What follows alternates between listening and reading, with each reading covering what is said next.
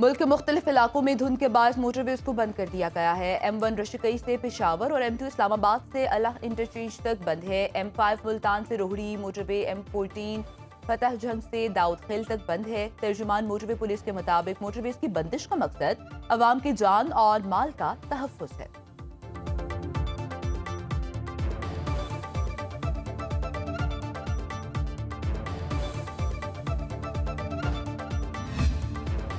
ملک کے بالائی علاقوں میں رات گئے زلزلے کے جھٹکے۔ اسلام آباد، راولپنڈی، خسرو اور گردونواہ میں زلزلے کے جھٹکے محسوس کیے گئے۔ خیبر پختونخوا کے مختلف اضلاع میں بھی زلزلے کے جھٹکے۔ سوات، شانگلہ، بنیر اور لوئر دیر میں زلزلہ۔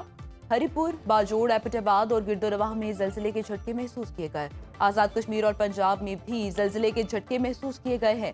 مظفر آباد، وادی نیلم، وادی علی پاس، سکردو اور گلگت میں زلزلے کے جھٹکے۔ شیخوپورہ، ننکانہ صاحب، فیصل آباد اور گردونواہ میں بھی زلزلے کے جھٹکے۔ زلزلہ پیما مرکز کے مطابق شدت 5.8 ریکارڈ کی گئی۔ زلزلے کا مرکز تاجکستان اور چین کا سرحدی علاقہ تھا۔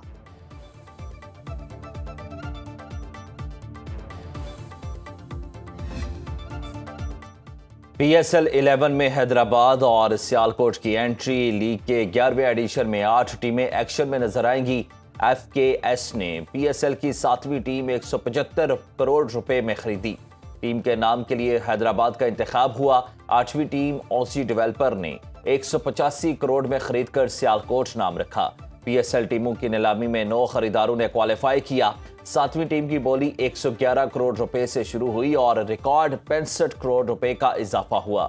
8ویں ٹیم کی بولی کا آغاز 171 کروڑ سے ہوا اور 15 کروڑ اضافے سے 185 کروڑ پر اختتام ہوا۔ کامیاب بولیوں کی رقم دراصل سالانہ فیس ہے جو کامیاب مالکان ہر سال پی سی بی کو ادا کریں گے۔ بولی جیتنے والی فرنچائز کو 10 برس کے لیے حقوق دیے جائیں گے جو 2035 تک جاری رہیں گے۔ وزیراعظم شہباز شریف کی پی سی بی کو مبارکباد، کہا نئی ٹیموں میں بیرونی سرمایہ کاری پاکستان سپر لیگ کی بین الاقوامی مقبولیت اور کامیابی کا منہ بولتا ثبوت ہے۔ Chairman P C B Mohsin Naqvi کی پی ایس ایل بولی جیتنے والوں کو مبارکباد۔ پی ایس ایل اور پاکستان کرکٹ کو مزید مضبوط بنانے کا عزم۔ بولی کے بعد پریس کانفرنس میں کہا دونوں ٹیمز کی نیلامی پاکستان پر سرمایہ کاروں کے بڑھتے اعتماد کا مظہر ہے۔ 4 سے 5 امریکی بیڈرز بھی شامل تھے۔ آنے والا سرمایہ پاکستان میں کھیلوں پر خرچ ہوگا۔ کامیاب بولی پر پوری قوم، وزیر اعظم اور فیلڈ مارشل بہت خوش ہیں۔ پاکستان میں تعینات امریکی ناظم الامور نیتلی بیکر نے پی ایس ایل اور پاکستانی قوم کو مبارکباد دی اور کہا پاکستان میں امریکی سرمایہ کاری ہو رہی ہے جس سے دونوں ملکوں کے تعلقات مضبوط ہوں گے۔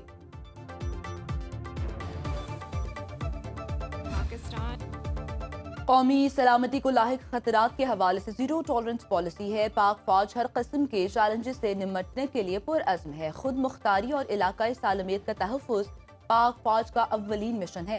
Chief of defence forces field marshal Saeed Asif Munir کا لاہور گیریزن کا دورہ اور جوانوں سے خطاب، کہا پاک فوج جدید تقاضوں سے ہم آہنگ ہونے کی بھرپور صلاحیت رکھتی ہے۔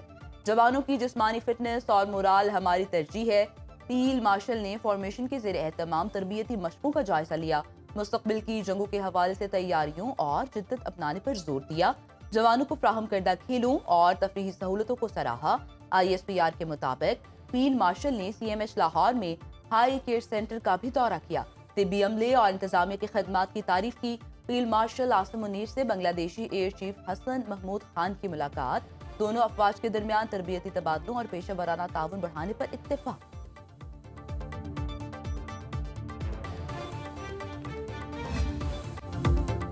پاکستان میں دہشت گردی کے پیچھے فتنہ ہندوستان اور خارجی ملوث ہیں۔ دہشت گردی نے خیبر پختونخوا کی طرح بلوچستان میں بھی مشکلات پیدا کیں۔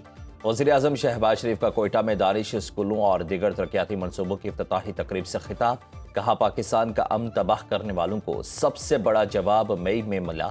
فیلڈ مارشل آصف منیر کی قیادت میں بھارت کو زناٹے دار تھپڑ مارا۔ مارکہ حق میں بھارت کو ایسا سبق سکھایا جو ہمیشہ یاد رکھے گا۔ دہشت گردی کے خاتمے تک چین سے نہیں بیٹھیں گے۔ وظائف ہوں یا لیپ ٹاپس، تمام سکیموں میں بلوچستان کا حصہ 10% زیادہ رکھا۔ عمائدین اور سیاسی رہنماؤں سے گفتگو کرتے ہوئے کہا کہ نواز شریف نے بلوچستان کی ترقی کے لیے جتنی کوششیں اور محنت کی شاید کسی اور نے کی ہو۔ این ایف سی کے تحت تمام صوبوں کو ان کے مالیاتی حقوق دیے جا رہے ہیں۔ این ایف سی میں بلوچستان کے لیے پنجاب نے اپنے حق کے 11 ارب روپے دیے۔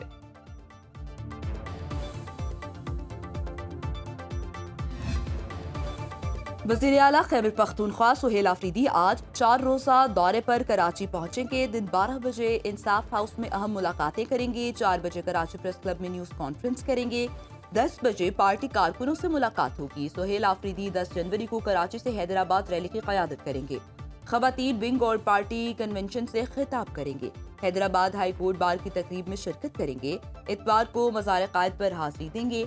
अवामी खिताब भी करेंगे। सुहेल आफरीदी 12 जनवरी को वज़ीर आला सिंध से मुलाकात के बाद हाई कोर्ट बार की तकरीब में शरीक होंगे।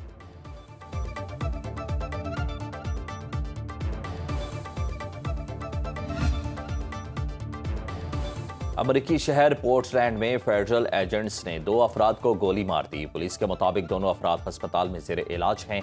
हालत के बारे में इल्म नहीं, वाक़े की तहकीकात कर रहे हैं। मेयर पोर्टलैंड ने कहा कि ICE शहर में कार्रवाइयाँ बंद करे। अमरीकी महकमा होमलैंड सिक्योरिटी के मुताबिक बॉर्डर पेट्रोल और अहलकार की गाड़ी की तलाशी ले रहे थे। ड्राइवर ने गाड़ी को बतौर हथियार इस्तेमाल किया। मुलजिमान ने एजेंट्स को गाड़ी से कुचलने की कोशिश की। अहलकार ने अपने दिफा में फायरिंग की।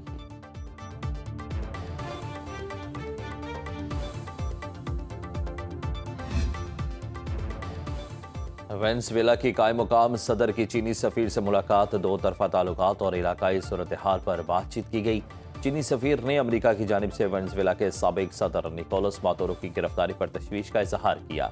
वेनेज़ुएला की खुद मुख्तारी का एहतराम और अमरीकी इक़दाम की मसम्मत करते हैं। दूसरी जानिब नायब सदर JD वेंस ने अमरीका की जानिब से ग्रीनलैंड खरीदने या ताकत के इस्तेमाल पर एक बयान में कहा कि यूरोपीय ममालिक को ग्रीनलैंड के मामले पर अमरीकी सदर को संजीदा लेना चाहिए। यूरोपीय क़यादत सदर ट्रंप के मौक़िफ़ को नज़रअंदाज ना करे।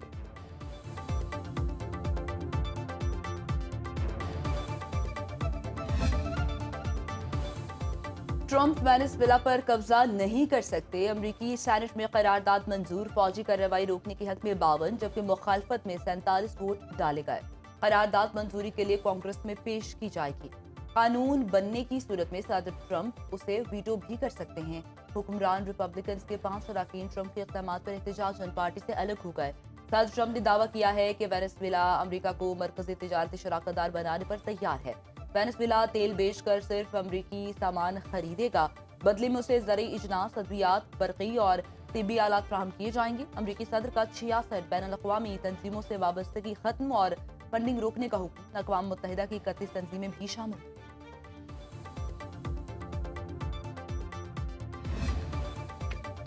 अमरीकी नायब सदर JD वेंस ने मिनीसोटा में इमिग्रेशन हुकाम के छापे के दौरान फायरिंग से खातून की हलाकत पर दावा किया कि हलाक खातून का ताल्लुक बाएं बाजू के नेटवर्क से था।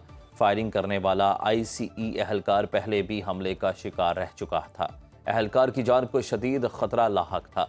अमरीकी रियासत मिनीसोटा में इमिग्रेशन हुकाम के छापे के दौरान फायरिंग से खातून की हलाकत पर तर्जुमान व्हाइट हाउस का रद्द-ए-अमल। कहा, मिनीसोटा का मुहलिक वाक़या खतरनाक बाएं बाजू तहरीक का नतीजा है। अमरीका के कानून नाफिज करने वाले इदारे को मुनज़्ज़म हमले का सामना है। ये खतरनाक तहरीक हमारे मुल्क में फैल चुकी है। दूसरी जानिब खातून की हलाकत पर मिनीसोटा के शहर मिनियापोलिस में बड़े पैमाने पर एहतजाज शुरू।